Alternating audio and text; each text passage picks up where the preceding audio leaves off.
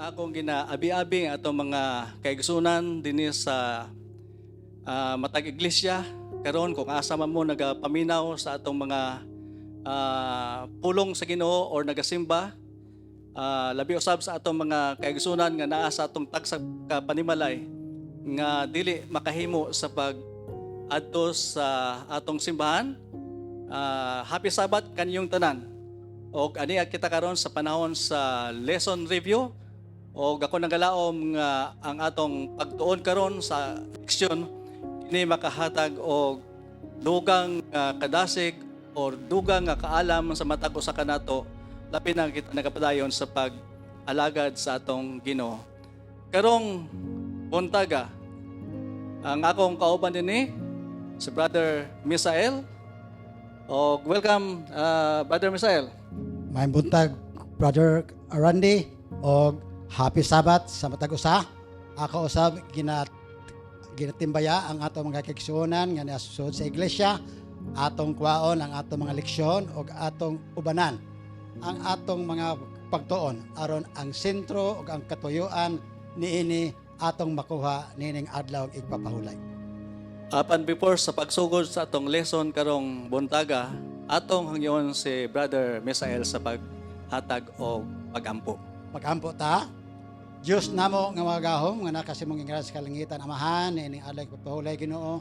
Dako among pagpasalamat sa imong kaaya kanamo, sa imong presensya, sa imong paglugay sa among kinabuhi, paghatag padalangin sa among mga tagsa-tagsa ka mga kimbuhaton Ginoo. Malipayon kami nga niya sud sa iglesia magatuon sa imong mga pulong. Dagay kami kaalam among masabtan ang sentro ni Ginoo aron kami magkinabuhi nga maminatud-on, mapidadayonon ug magamit sa imong bulaton. Ini tanan among dalawat ngod lamang sa ngalan ni Jesus among luwas. Amen. Once again, happy Sabbath day sa tanan. Nalimot kog sulti kay ng mga igsoon kay first time pa ni nga nahitabo nga adunay lesson review. So kamo karon niamo sa GEC Central Church o ako otron, happy Sabbath day sa tanan. Welcome sa atong lesson review. So karong quarter, iniya kita sa pinakaunang pagtuon sa karong quarter, third quarter 2022. So ang atong uluhan sa atong or kinatawag nato nga tema sa atong lesson for this quarter, in the crucible with Christ. So dinhi Brad Misael, ato makitaan nga bisag pa man ang atong Ginoo nga usa ka creator, usa-usab siya ka redeemer. O in spite niya nga nahimo siyang creator kanato sa tanang butang na ning kalibutan, at the same time usa siya ka redeemer or manluluwas apan siya na crucified pagyud namatay kana tungod og alang kanatong tanan. Karong quarter mga kaigsunan, we will study the Word of God og atong makita dinhi kung unsang laing mga experience sa mga katawan bisan pa man sa ilang kalalom sa ilang pagtuo, apan miabot gyapon sa ilang kinabuhi ang panahon sa kaluya sa ilang kaugalingon. Adunay betrayal nga ilang ma-encounter, adunay mga disappointment nga ilang mitabo sa ilang kinabuhi. Usab nawala ang ilang mga membro sa panimalay, adunay mga injustice nga ilang na-experiencehan, adunay abuse. Dinhi nato may bawan for this quarter, for this third quarter, kung giunsa nila to cope up sa mga sitwasyon nga sama ni ana. O dinhi unsang mga butang nga ilang nahibawan sa ilang kapanahonan o kini usab makatudlo sa atong kapanahonan. So Brother Dudong, kung mag-iskot nga kita og crucible, kinabot sa lingon ani nga mga pag-antos nga maabot sa atong kaugalingon. Atong mahimduman nga ang atong Ginoo nga usa ka creator, usa ka redeemer, nakaangkon usab og paantos. Nga in spite unta nga dili siya makaantos tungod kay wala man siya sala. Kita man dapat unta magantos apan in spite niya na siya mismo nagantos og alang kanatong tanan. Okay? Daghang salamat ba dito og dugang nga paghatag og pagpadako sa pulong nga crucible kauban ni Kristo Magtuon. Kini naghatag kanato og paglaom nga taliwala sa atong mga kalisdanan, sa atong kapakyasan, sa atong kasalanan, ang Dios gipasalig nga siya iyanang gitagamtaman ang kasakitan, ang mga pagsulay, ug siya nagmadaugon. Busa kining iyang pag-angkon nga kamo makadaog kay ako nang gidaog ang makalibutan is an assurance nga kung unsa man ang atong mga kalisdanan nga giatubang niining kapanahonan, ang Dios nagaingon nga kauban ko nimo og akong ipaniguro nga ako kang dalon sa insakto nga patukuranan. So, Brother Misael, sa karong simana, ang atong pagtuon sa atong lesson ay tungod kini sa The Shepherd's Crucible. So, kung atong tanawon pag-ayong atong lesson, ang simbolo din o bisag pa man ang atong Biblia, nangisgot nga kining usa ka shepherd sumala sa Biblia, sumala kay Juan, mao kini si Jesus Christ. O sumala usab sa Biblia, ato makita din nga ang usa ka shepherd or kining magbalantay sa atong tawhanon o sa atong pinulungan, usa ka shepherd or magbalantay, mao kini sumala usab sa Biblia ha. Mao kini ang nagaprotekta kanato kung adunay mga kalisdanan nga atong ma-encounter, mao kini makahatag kanato og care sa atong kagulingon. Naiakatas panahon sa kaluya, apan siya sa kanunay mao maga-protekta kanato og maga-care kanato. Og siya dugang nga iyang ginahimo, no? He knows us, nakailagi sa kanato, and He rescues us on the dark days. Then, ikatulong nga atong may bawan ay tungod sa shepherd. Siya mao naghatag og directions nga kita makinabuhi nga correct, no? Nga kanang walay sayop nga atong pagkinabuhi. Og siya usab mao ang naghatag og kinabuhi alang rato. Og usab Brad Misael, ang usa ka shepherd mao usab kini nagahimo nga maghiusa ang iyang mga katawan. Brother Misael, nakay kadugang na about sa atong naitungod sa shepherd. Brother, ang magbalante sa karnero maoy haom nga hulagway kung giunsa sa Dios pag-atiman, pag-amuma, paglugway, paghatag sa kaayuhan sa mga katawhan nga iyang gihimo bisan pa man sila og masalaypon. Ato nakita nga ang Dios sa iyang gugma iyang gipakita nga sa kanunay siya naa. In fact, usa diha sa mga description nga nailhan niya ang iyahang mga katawhan bisan ang ilang mga panimalay og asa ug unsa ang ilang gibati nga mga sitwasyon. Mao ginang makita nato no kung unsang function sa usa ka shepherd. O gani si King David sumala sa Psalms 23 verse 1 to 6. Ato makita din na kung giunsa pag kining giunsa sa pag-interpret or paglaragway no ni King David alang sa usa ka shepherd. Ingon siya, the shepherd leads me, no, sa verse 1 hangtod to 6 mabasa nato na siya. Chapter 23 verse 1 to 6. Ingon siya, the shepherd leads me in the paths of righteousness. So dinhi ato makita nga ang Ginoo maghatag yun og tama or insaktong nga dalan or destination. Pakadto sa destination. Kung sa maning destination, mao kini ang balay or home sa atong shepherd nga mao ang New Jerusalem.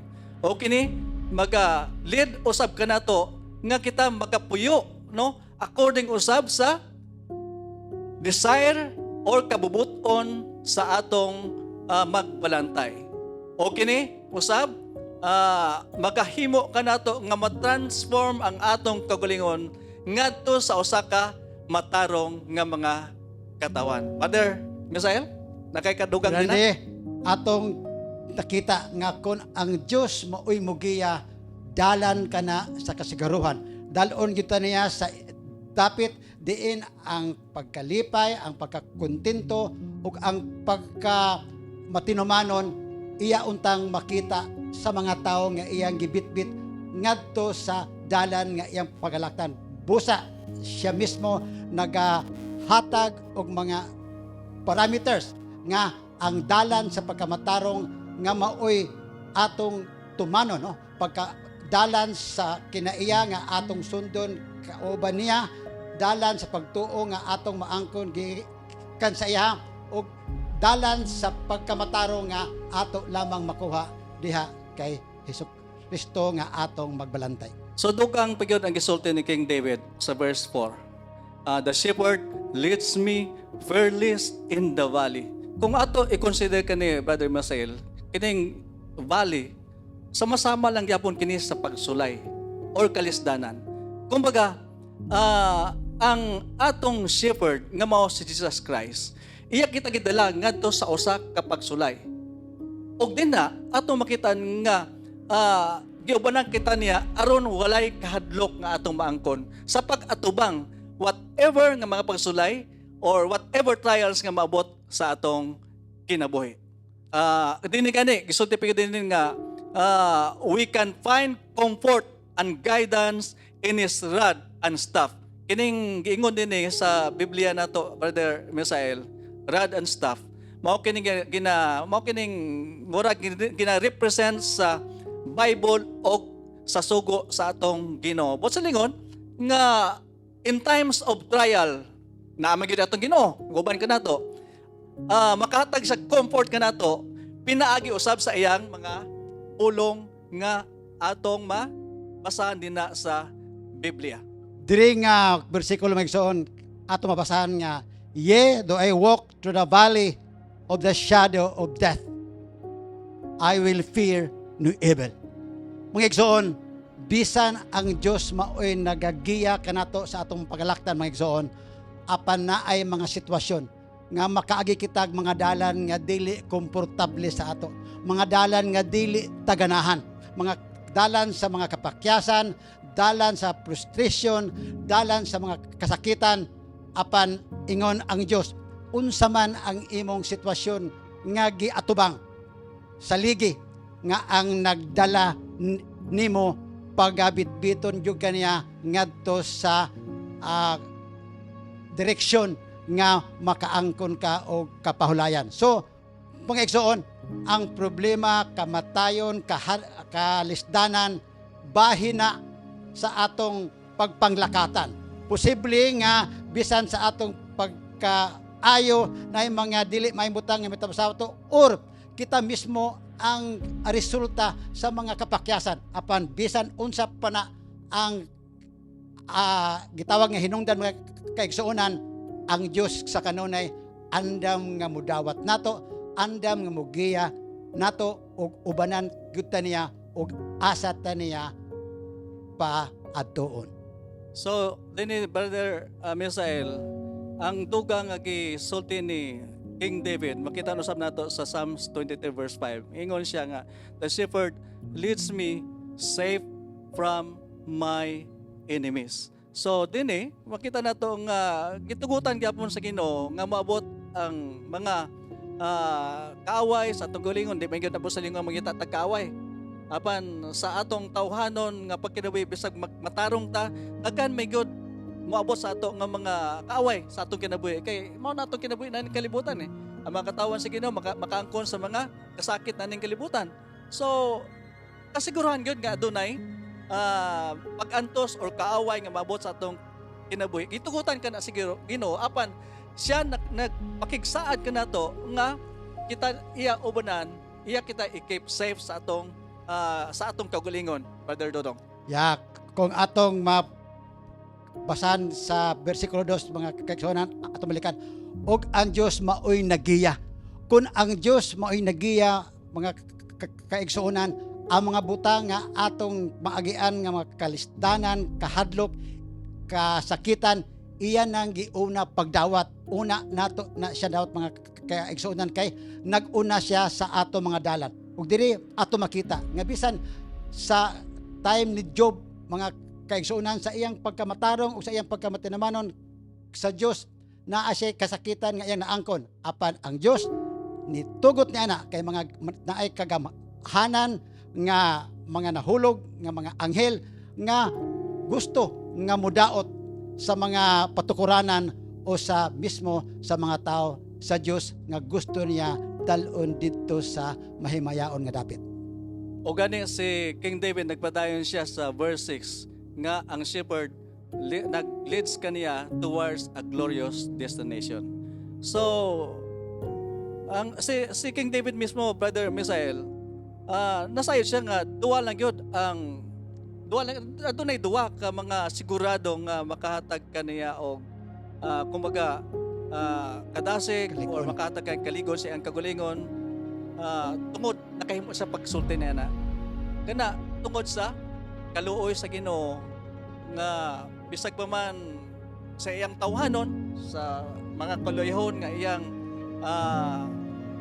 angkon sa iyang kinabuhi being hari sa Israel nga malasaypon usab makasasala usab apan ang pagka-merciful sa atong Ginoo nagpadayon kini alang kaniya o gani ang Ginoo no mangita gyud pamagi nga ang iyang mga katawan ang iyang mga kining consider nato nga mga kining shepherd magbalantay kini mga sa tawag gani kining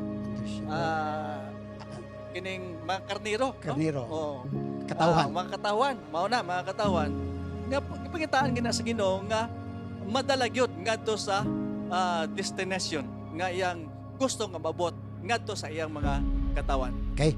Brother Randy, ato na sayran nga sa matag plano sa Dios alang sa kaayuhan sa iyang katawhan ang yawa usab ga plano kung unsaon pagtuis ani kung handom sa Dios ang tanang katawhan makaangkon sa kinabuhing walay katapusan handom usad sa kaaway nga walay maluwas busa diri ato makita mga kaigsuonan nga taliwala sa mga pagsulay, taliwala sa mga problema, taliwala sa mga sirkumstansya nga dili nato bali masabtan ang kaayo sa Ginoo ug ang iyang walay puas nga gugma kanunay nagagukod sa ato no kanang mercy equivalent na sa unfailing love nga always follow or chase or pursue nga maunay naghatag nato lig-on maigsuon nga bisan dili nato makita ang kahayag sa unahan tungod sa kangit-ngit nga atong giagian sa problema, sa kamatayon, sa sakit o sa kapakyasan mga igsoon. Apan ang Diyos, ang iyang patasan, ang iyang paglaom. Nagaingon nga, His goodness and His unfailing love, His mercy will always pursue to those people who would lean and ask for help sa atong magbalantay nga mao si Kristo. So kumbaga Brother Misael, ang gisulti gyud ni King David nga makitan sa atong Ginoo or kay Jesus Christ being shepherd ang maayo no o ang iyang pagka merciful ngadto sa iyang mga katawan. Usay magud kanang nata sa pag-antos gani nagkanaw na ta nga dili maayong Ginoo. Usahay napay mga pag-blame sa atong Ginoo nga dili may kita maka-explain nga nung sumala sa pulong sa Ginoo usa sa ka maayo nga Ginoo buutan nga Ginoo usa ka merciful nga Ginoo apan nagaantos sa mga katawan apan Anong kung gitagutan? atong tun-an pag-ayo ang atong Biblia atong makaplagan din na nga ang mga katawan sa Ginoo nahitabo gyud kana nga sitwasyon tungod kay niya kita sa kalibutan nga napuno sa sala o wala pa ta sa langit nun nga kinabuhi. So daghang mga pag-antos nga atong maangkon, but in spite for that situation, ang Ginoo adunay mga pagigsaad nga siya makig-uban gyud kanato. So mga kaigsuonan diri ato makita sa puntos sa atong leksyon nga taliwala nga ang Dios maoy nag-una. Taliwala nga adunay mga bukid, adunay mga paril, adunay mga kasakitan nga atong maagian. God assure us nga iya gyutang dalon didto sa langit nung puloy-anan. Ang importante lang nga ang atong pagsalig, ang atong pagtuo, ang atong pagkamapinadayonon magpabilin ug unsa ang iya mga saad bisan paman sa mga butang nga di ta makasabot ato siyang tuhuan nga tumano niya ang iyang saad ug bisan kinsa nga mohatag sa iyang pagsalig ngadto sa iyang sa atong magbalantay nga mao si Kristo adunay kasiguruhan sa kinabuhing walay katapusan. So dinhi nato makitan Brother Misael nga ang atong Ginoo nga usa ka shepherd iya gyud gihatag ang tanan ngadto sa iyang mga katawan. Gani sumala sa akong gisulti ganina nga sa usa ka tawhanon aning kalibutan daghan mga pag-antos nga atong ma-encounter. Usahay matingalat na asa man ang Ginoo nga ang Ginoo mao magyud ang andam nga magatabang kanato pero asa man siya sa panahon sa kalisdanan. Adunay usa ka story, Brother Misael, na tungod sa usa ka inahan nga ang iyang anak bag-o pa yun nakagraduate sa high school. O after graduation, during that day, naghimo sila og usa ka celebration, Thanksgiving party alang sa iyang anak. Nagpasalamat sa Ginoo tungod kay giubanan ang iyang anak nga nakagraduate sa high school. O nagampo pa gyud siya sa Ginoo nga ubanan sa gyapon sa Ginoo sa laing tuig na sab ang ilang anak nga magapadayon sa pag-eskwela. So during after sa celebration, naunsa man nga na-disgrasya ang anak o namatay ang anak niya. Namatay tungod kay grabe gyud ang pagkabangga sa sakyanan. So after niya na ining usa ka inahan, frustrated na kayo sa iyang kinabuhi nganong nag-abot man ang sitwasyon sa iyang kinabuhi nga isa niya ka anak nga iyang gigugma, gipadako, ug gani nagpasalamat bago pa lang yun nagpasalamat diya sa Ginoo. Sa diya namatay dayon. Gani dinhi nag-ingon ang ilang church pastor nga sister, ato lang gyud na yan po sa Ginoo. Apan medyo nalaing gyud ang kining usa ka inahan nga murag gibati niya ang frustration sa iyang kinabuhi. O nakadawat siya sa usa ka letter gikan sa iyang higala sa usa ka card. Nag-ingon, when God conceals His purposes, no? Kung sa diha nga ang Ginoo makita nato usa ka maayo nga Ginoo, usa ka magbalantay nga Ginoo nga makatabang gyud ngadto sa iyang mga katawan. Ingon dito sa card. Keep living on His promises. Sumala sa anang gisulti sa card nga gikan sa iyang higala, nakahuna-una kining usa ka inahan. Minuuna siya nga sama lang nga ang Ginoo nakigsulti kaniya. O ang gisulti sa Ginoo alang kaniya mao kini nga pulong. Let go of your anger and trust me again.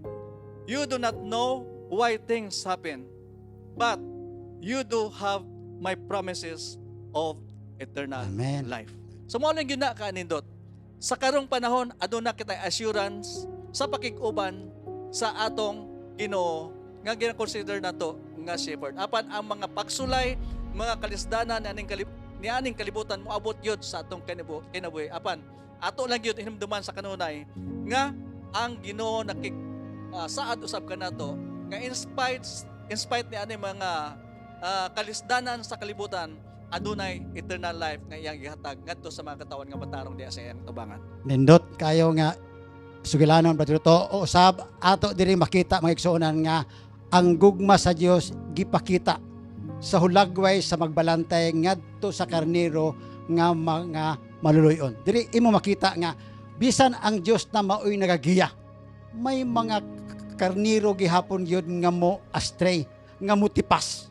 Now, sa diha nga dito na niya pag-ihap sa tangkalan nga kuwang og isa mga igsuon, iya sang giplastar ang 99 kay isa kagatos iyang karnero, iya sang giplastar apan wa siya mahimutang sa diha nga kulang og usa. So diri ato nakita nga ang pag-alagad nato sa Ginoo bisan sa iyang pagkamaayo mawala ta. We are astray. But imo makita nga bisan ta napakyas, nakasala, God in His mercy wants to rescue us. Busa diri imo makita nga the shepherd goes on searching bisan sa kangit-ngit, bisan sa kabugnaw, bisan sa kadelikado sa sitwasyon sa lugar nga iyang adtuan, dili siya makatulog wa igsuon ug dili niya mapangita ang nawala nga karnero. Busa diri atong makita nga gibaliwala niya ang kalisod, ang kadelikado, ang iya lamang handom nga makaplagan niya igsoon hangtod nga iyang mabatian ang singgit sa usa ka karnero nga naipit dito sa pangpang mga kaigsuonan nga nagkaluya na ang tingog ug dito iya nakitaan nga dito siya dapit ug iyang giadto ang pagsaka, ang pagduol maigsuon. It might take his life, but God determined to save that person like what Jesus did to each one of us as sinner. Magsuon diri usa ka paglaom nga taliwala sa atong pagkatawhanon maigsuon ang Dios sa iyang pagka-Dios handom yun nga muluwas sa matag usa busa kung unsa man ang atong gibati ron, unsa man ang atong sitwasyon maigsuonan, dili ta madiskuryo, dili ta mawad-an og paglaom kay ang Dios sa kanunay naghatag o nagsaad nga dili ta niya pasagdan, dili pud ta niya biyaan og sa kanunay ihatag niya ang atong panginahanglanon. Sa atong lesson for this week, mga kaigsunan, aduna day tulo ka highlights no nga atong makonsider. Ang una, importante kaayo nga sabton nga ang atong kinabuhi usa ka panaw nga lain-lain ang mga turno. Ikaduha, importante usab nga hinumduman nga kini nga dalan dili kubot nga hangin sa sulagma. Ang Dios mao ang atong giya og magbalantay og siya mahimong mutugot kanato sa paglatas o sa aktibong pagdala kanato latas sa mga pag-antos o kamatayon apan wala magdahom. Ang Dios nga himuon nato kini nga panaw nga gitaptapan ang mata. Hinuon siya nagahatag kanato og sigurado nga saad nga siya mudala kanato ngadto sa kalawasan. Katulo, walay paagi nga masurvive sa mga crucibles o mga pag-antos sa kinabuhi kung dili kita mosalig sa atong magbalantay nga magdala kanato ngadto sa kadaogan. So, mga kaigsunan, ang atong leksyon karon dako gyud igahatag kanato labi na nga kita nagapadayon sa pagkinabuhi nianing kalibutan o sa kanunay naguban o nagaagad nina sa presensya usab sa atong shepherd nga mao si Jesucristo. Salamat. Pagtuto og sa katapusan atong sabton magsuonan nga ang atong magbalantay nagaamuma og kita pakasala og mopalayo ang atong magbalantay mo rescue og sa diha nga kita makit-an ang atong magbalastay mo pasiguli sa ato or mo restore og kana kasagaruhan atong dawaton og kana nga paglaom ato nga gunitan samtang kita nagahulat sa iyang pagbalik. So sa pagtapos akong kini pagabasahon ang gisulat ni Sister White nga makitaan sa Desire of Ages, page 479 ingon nga ang usa kayutanon nga magbalantay nakaila sa iyang mga karnero mao usab ang balaan nga magbalantay nakaila sa iyang panon nga nagkatibulaag sa tibuok kalibutan. Si Jesus nakaila kanato sa tagsa-tagsa og natandok sa pagbati sa atong mga kaluyahon. Siya nakaila kanatong tanan sa ngalan.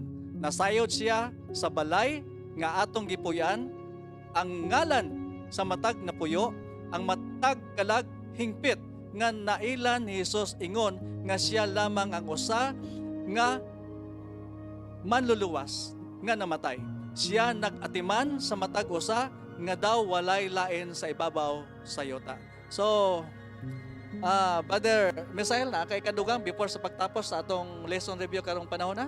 Diri ako pasalamatan ang ato mga kaigsuonan sa ilang pagpamati og maigsoon ako kamong ginaawhag sa pagpamati sa atong short review sa matag adlaw nga Sabado. So, in behalf sa Iglesia sa Jesus Central Church, ako nagpasalamat kaninyong tanan sa inyong kanunay nga pag monitor o sa pagtanaw sa atong lesson review matag Sabado o sa ubang pa mga programa nga ginahimo dinhi sa atong iglesia. Og alang sa pagtapos karong panahon na, ako ginahangyo matag usa sa pagduko sa atong mga ulo alang sa pagampo. Labing gamana na mo Ginoo kami nagaduol pag-usab diha sa imong atubangan. Dako ang among kalipay sa mga pulong nga among nadungog karon mutaga.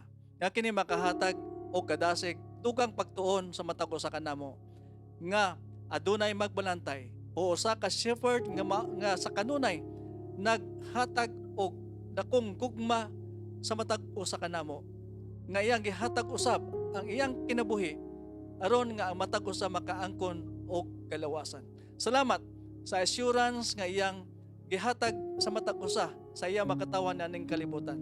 Nga in spite sa mga kalisdanan, in spite sa mga pagsulay nga maabot sa among kinabuhi, apan adunay kasiguruhan sa kaluwasan sa iyang pagbalik. Amo kinalawman amay nga pinaagi sa imong mga pulong karong panahon na kini makahatag pagyod og lig-on sa among kagalingon nga pinaagi na makadala sa mata ko sa kanamo niya ng langit nun nga kinabuhi. Daghang salamat sa imong pakikuban kanamo kini among gitugyan sa ngalan ni Jesucristo nga among manluluwas.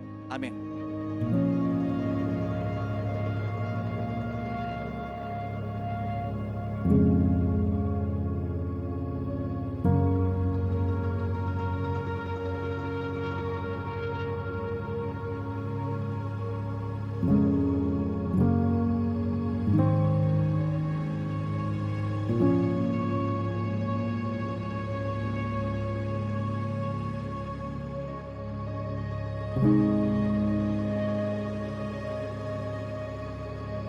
Thank you.